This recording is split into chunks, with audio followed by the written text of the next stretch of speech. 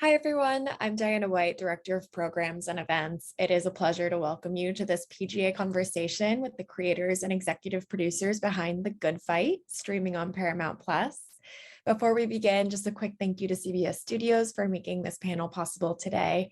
It is my pleasure to welcome and introduce our moderator, David Canfield. David covers award season as a Vanity Fair staff writer. He was previously at Entertainment Weekly, where he was the host of the movies editor, as well as the Awardist podcast and video host. David, thank you. I will turn it over to you to introduce our panel. Thanks so much. And hello, everybody. Thanks for joining us to discuss this wild, timely season of television. Today, we have three brilliant people behind it, the creators, showrunners, Robert King and Michelle King, and director and executive producer, Brooke Kennedy. Hello, everybody. Hi, David. Hey, David. Thanks for taking the time to chat, and let's get right into it. I wanted to start right with the season premiere. Previously on, a lot of shows, if not every returning show, had the pandemic impact and challenge their return in one way or another. And you all faced a particular challenge in that your previous season had been cut short. You had cast members, beloved cast members, who had all but exited the show with storylines that couldn't be resolved. And you came up with a really innovative way of handling all that. So Robert, Michelle, I'll start with you. How did you come about responding to all that and figuring that out?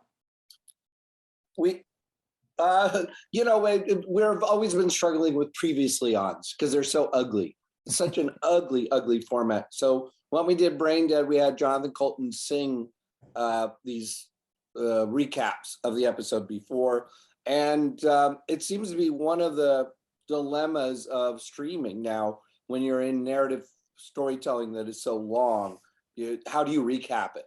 And so, the show has always been this show, Good Fight, has always been playing with form and trying to have fun with it, be a little meta.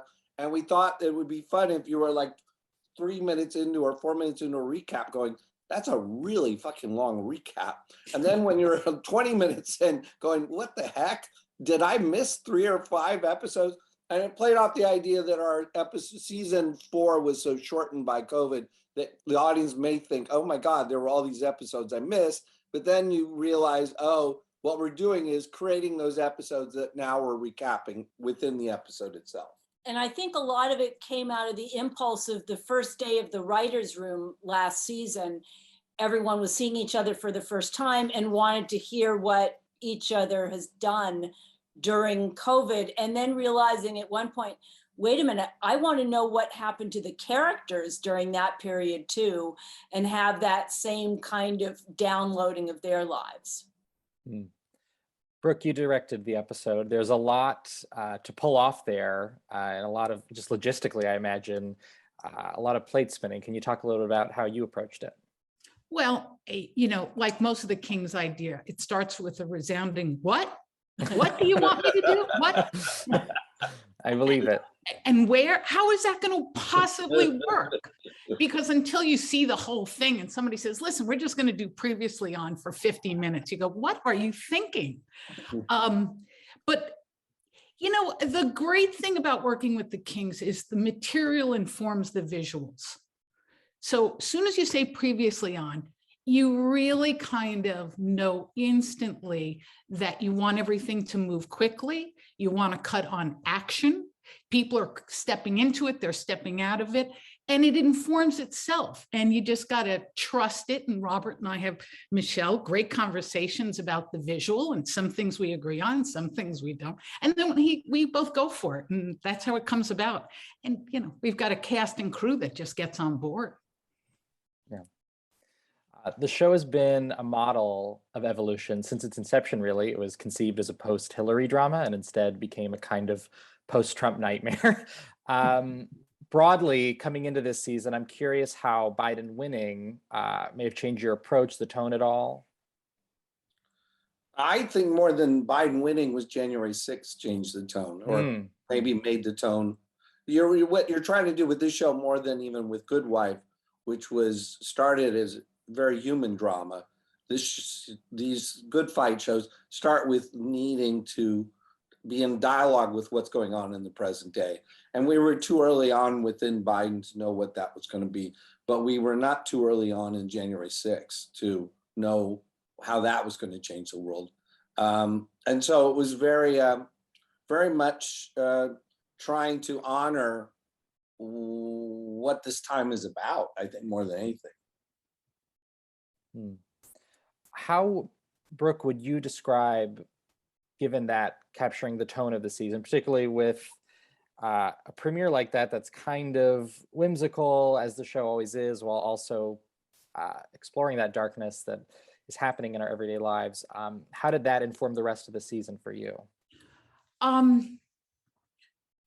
You know, we've been together a long time, the Kings and I, and a lot of this cast, and there's a lot of trust. So all I can say, it's like taking off on a jumbo jet and we don't know where the Kings are going to land it, because I'm not sitting in the writing room. I come in once in a while just to fluff my wings and act like an executive producer, but I don't sit there. So all of a sudden they're going, you know, you just don't know what island this plane is going to land on. And you know, we have great trust with each other, and it was so informative. I mean, that's the joy of this kind of material. It informs you as you go, and we inform the Kings as we produce it, and they see it visually, and the muse is talking back to them. So sometimes I'm sure they didn't plan, right, Robert, at the end to go one place and we land in another place. Well, even in the middle, that episode, that was supposed to be showing the breakup of Christine Baranski's character and Gary Cole's character, that was written to be completely different. And then Michelle and I had a conversation, Christine had a conversation, and then we were very clear that writers were uncomfortable with that too. So we went in a completely different direction, which brought out Ruth Bader Ginsburg, the dream of it, and so on that episode. So that was not even in the first draft, if you remember. The draft got completely changed. Wow. Yeah. The Ruth Bader Ginsburg character, as you mentioned, was played by Elaine May in one of the many great guest spots. Can you talk a little bit about how that came about? Michelle, I can throw that one to you. Yeah, it was a multi-front war. Christine Baranski is friends with one of her best friends, Liz Glotzer, one of the other producers, is friends with her longtime agent. Mark Sachs, the casting director, was working his magic, and there was a lot of prayer going on that we could possibly get her. It was really a thrilling event when we were able to cast her. Brooke, was that your suggestion or was it Christine's to start? Who started that? Like, wouldn't it be great if we got? Christine, it was Christine. I mean, the first phone call I got was from Christine. And then, but I think we all fell on it at this same time. Sometimes it's unconscious, but where we all traveled together. Because Michelle, I also remember you saying it instantly. I remember it coming from Christine, and I think Mark Sachs was having the same thoughts. Yeah. I mean, but it would be like, let's get Lincoln to play Lincoln. You know, it would be like, yes, strange thoughts at night, but then let's get real, you know. I do imagine you guys just screaming, let's get X, and then suddenly them appearing, because I over The Good Wife and now The Good Fight, I sometimes don't know how you do it. This season, you had Mandy Patinkin in a very prominent role, which we'll definitely discuss more in a bit. And you had Wanda Sykes join in a prominent capacity and just kind of instantly mesh into the world. What is this process like from actor to actor with these supporting and guest spots that really, in a lot of ways, make the show and have made this world that you've created over so many years? Well, one thing I think is a lucky accident that wasn't exactly an accident, but with Good Wife, when Juliana Margulies said, I can only film this show in New York, suddenly we had access to all these Broadway actors. And at that moment in time, Law and Orders and our show were amongst the few that were filming in New York. So we really did have the field to ourselves. And then Brooke is brilliant about creating a comfortable schedule that allows people to come in when they're, also doing 8 shows a week. So it's kind of a team effort. And I would say the casting itself of the names is collaboration, because Brooke will throw out.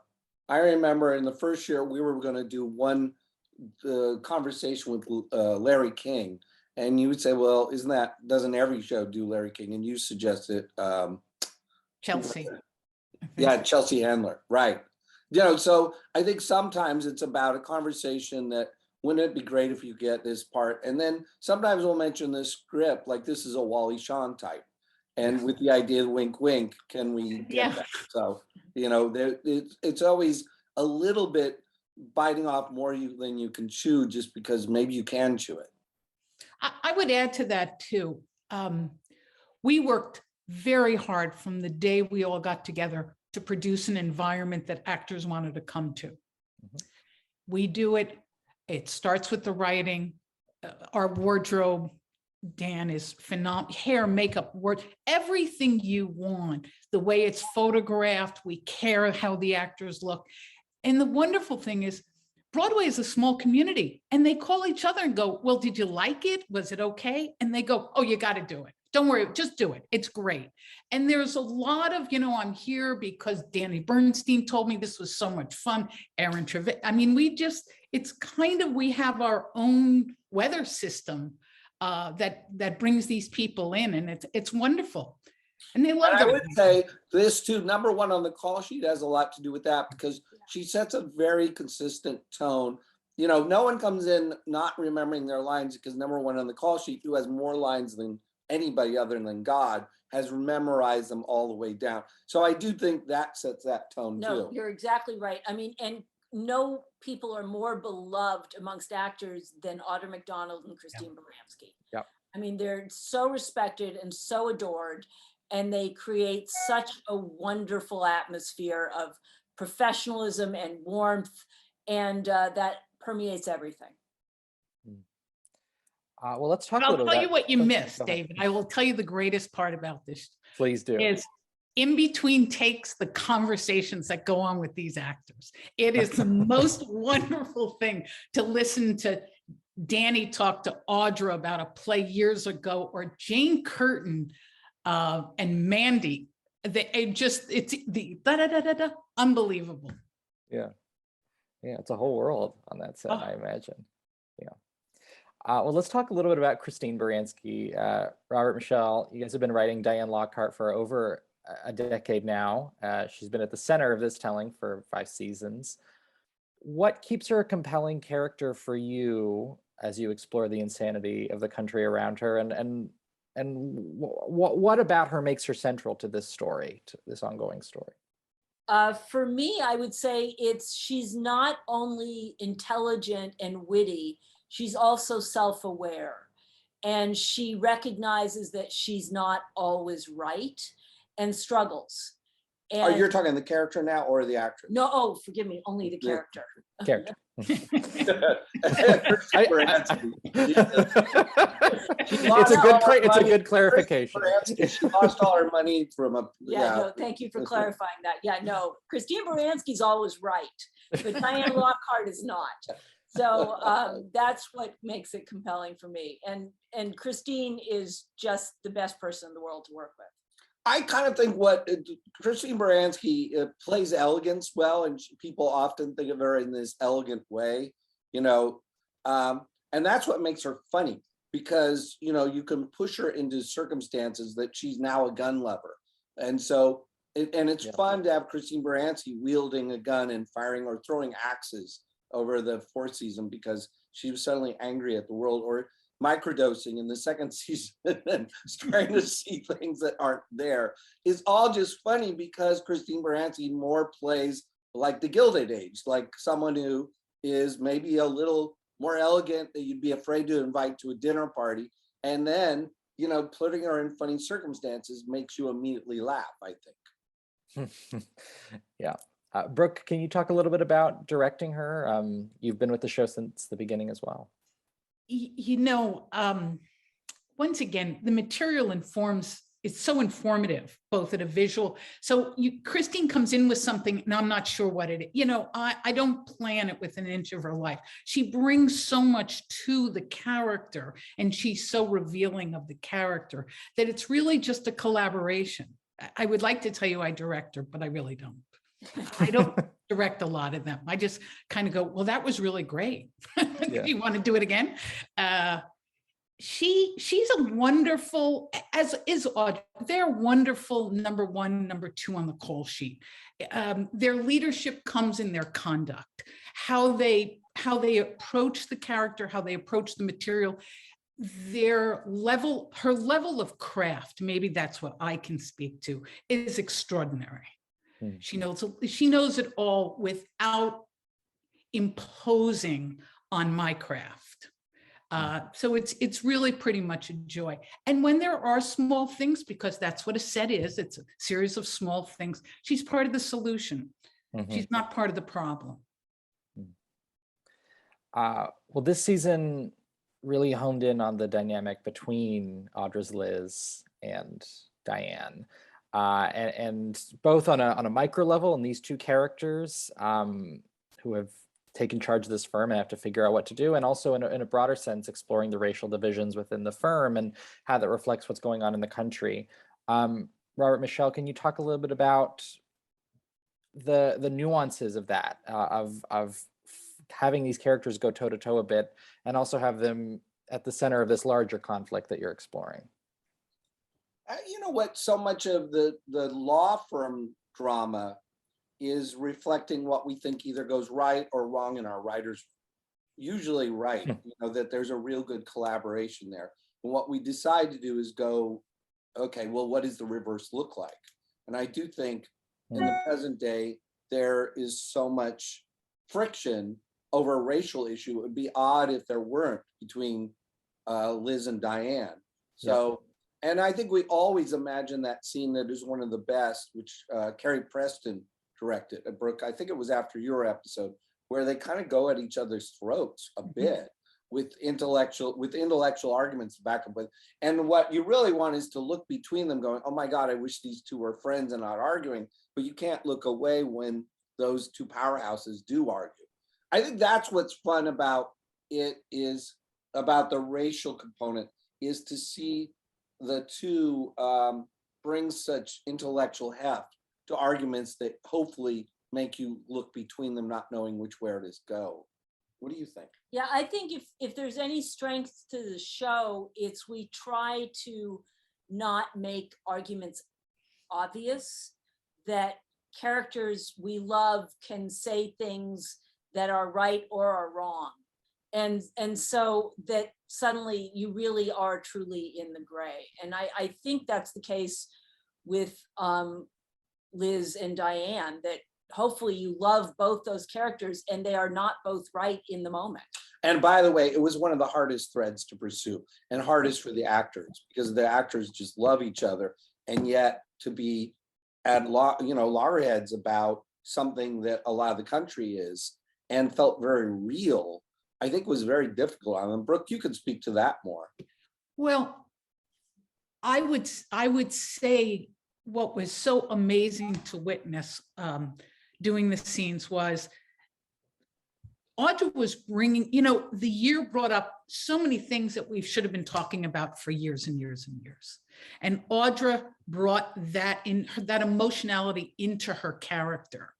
And you could see Christine, Diane falling on her heels to hear these things, but knowing you'll have to be part of the solution. How do I move forward? How do I do this with you? And you could really feel it.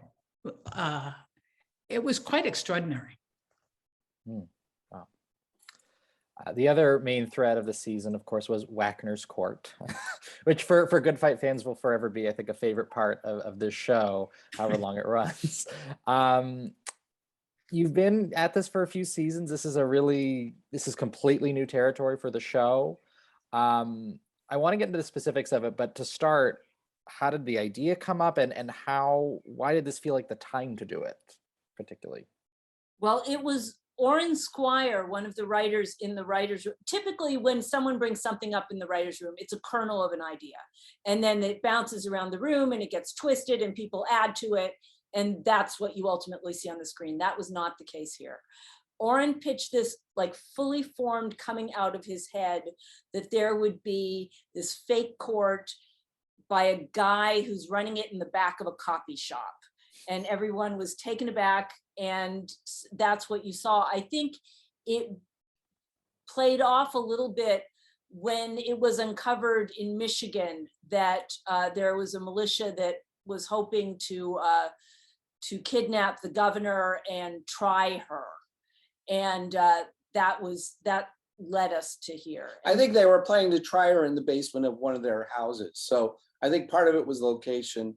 I think January 6th gave it new promise. We were thinking it would be one episode, but then January 6th happened. We were all saying, oh, this can tell us so much about the world we're all heading into. What about the courtroom itself was not tricky to figure out, but I'm curious about the vibe of it. I mean, there's such a particular feel to just being in that room with Mandy Patinkin and whoever he's deciding to preside over, per se. Well, this is where the struggles of our show is to not let the audience know where we're going. And the problem is when you tell a certain story, the audience knows where it's going because it watches TV. So we wanted the audience to think it was Frank Capra. It started with Mr. Deeds Goes to Town or Mr. Smith Goes to Washington, something where someone comes in with an unorthodox idea and they are the hero because they're the underdog. So Mandy Patinkin obviously embraced that. Someone who comes in with this wacko idea and it starts growing and starts becoming like in Capra, good. And then where we want to end up was in Patty Chayefsky's Network, where the same character that was so positive or you so embraced early on in the season, suddenly everything turns a little darker, a little more sinister. The police start using the court because it finds a way to get an easy conviction. The militias start using the court because it really is part of their philosophy. And as you said, as Michelle said, it's where we thought we were heading with the governor of a state being tried in the basement, or in this case, in Wagners Court. So, I mean, that was the original idea of it. But obviously, Mandy comes in and he's his own force of nature. And you start writing towards that because we thought the turn would be made around episode 6 towards things going darker. But Mandy was so great and having so much fun. We were all having fun that we stuck longer in this Frank Capra end of it. Talking about the evolution, say, of that arc as an example, one of the things this show does so well is balance a lot of different tonal elements, and it feels so singular and unique to the good fight. So Brooke, I'll direct this question to you. I'm curious, as the directing producer, we have directors coming in every episode, it's a range of them. How would you describe your role, say, in an episode as part of a whole, and finding the voice of an episode that's a part of this continuing season? I'm sort of the Hitchcock school. I believe it's all in the prep. We don't have a writer who sits on set. I don't sit on set. If we've made a mistake hiring somebody, we have to change gears very quickly. We believe a director's there to do their job. We have a team that supports you and will guide you, but we're not going to direct for you.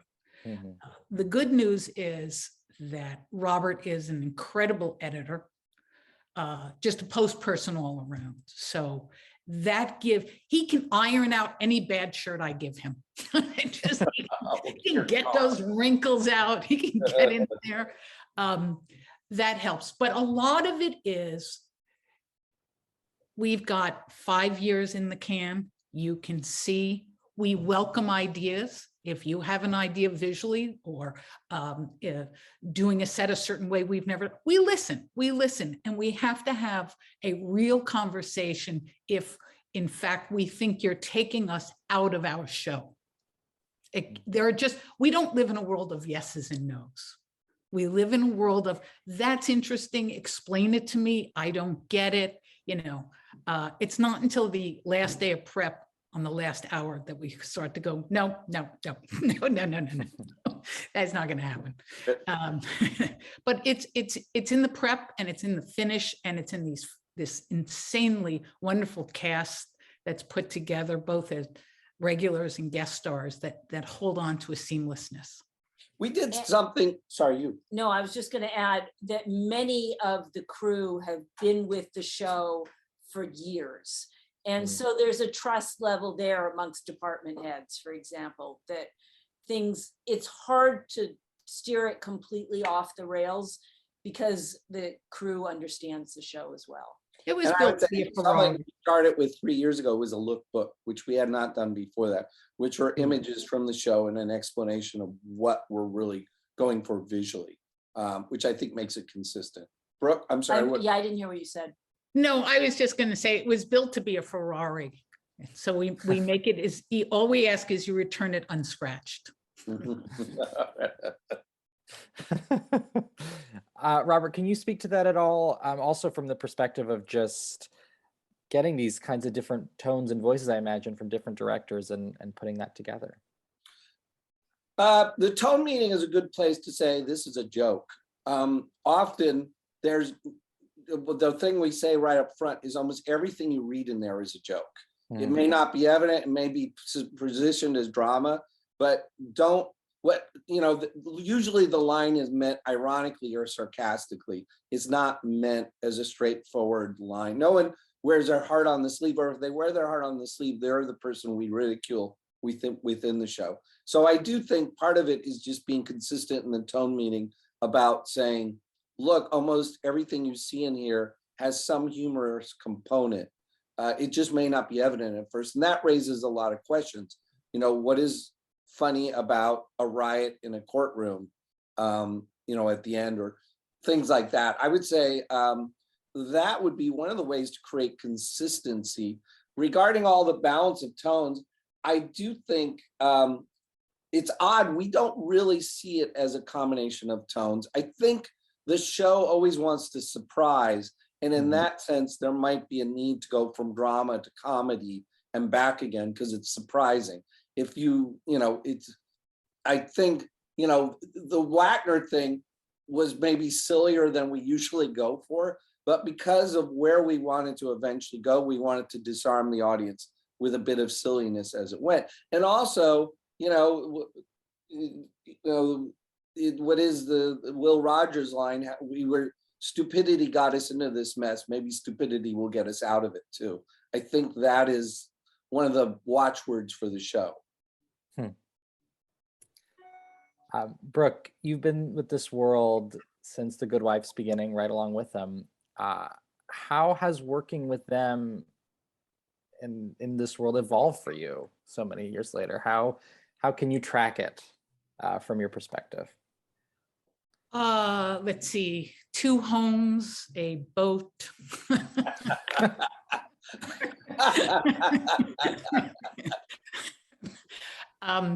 Look, it's the longest job I've ever had in my life. I mean, I was famous for 2 years and out the door. I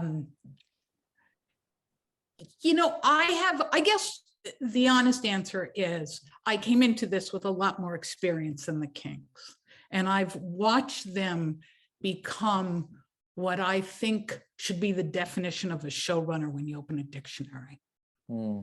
It is not a title most executive producers like, but I think they define it. And I think they define the medium because what I see more than anything, which I've referred to before, is the work is its own muse. It is not a play. It is not, a screen where you hand it in and it's over. Every day they are watching dailies. Every day they are refining and tweaking and make better where we're going and what we're doing. We're not a show of revision after revision. That's not the truth. But the ride has been so great watching and being part of and changing myself, the approach to my own work and what it means to execute. we have been through a lot together, and certainly we would have never have guessed a pandemic. We've been through hurricanes, we've been through deaths, we've been through a lot. And a lot of my job is making sure we're in an environment that everybody feels safe in, that I can push out the outside world until we have to open that door. And we have done this arm in arm. That's what I'll say. And I would say from our end, Brooke directs the first episode of almost every season. Yep. And we know, and why that's important is actors come back from the break, and you need a minute to get your muscles back in shape. And same with the writing when we're trying to define what the year is. These last 2 seasons I thought were the best example. I think one of the best episodes directed was what was it even called? It was the episode where Diane's having a dream of that Hillary won. Yes. That was just so wildly unlike us, Twilight Zone-esque, that to have Brooke handling it as director was very helpful. And then same thing with Previously On, which was a monster. I mean, how long did you have to quarantine in England before you could direct a single shot of Kush there? It was like 2 weeks. 8 days. Yeah. So the bottom line is we start every season with a real dependable, heavy hitter starting us off and giving the actors comfortable again. I will say what I also love about the journey is we are not making the same show every week. Previously On required a whole different set of muscles from all of us.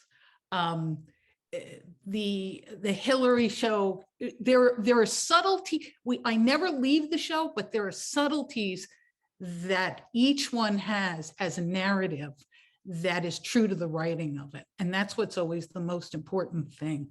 But the Kings are not afraid. And so therefore, I'm not afraid sometimes.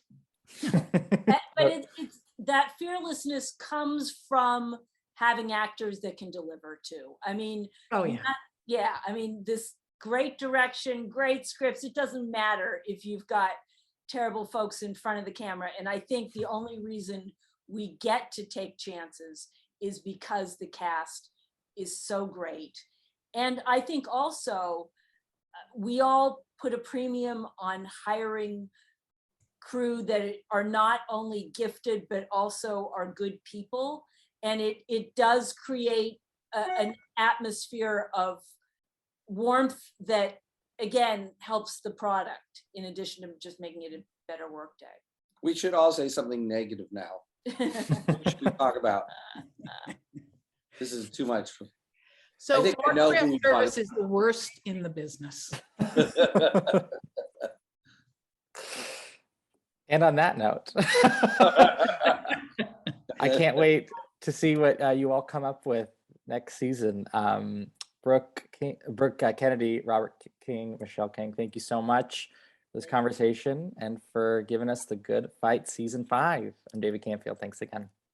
Thank you, David. Thank you, David. Thank you.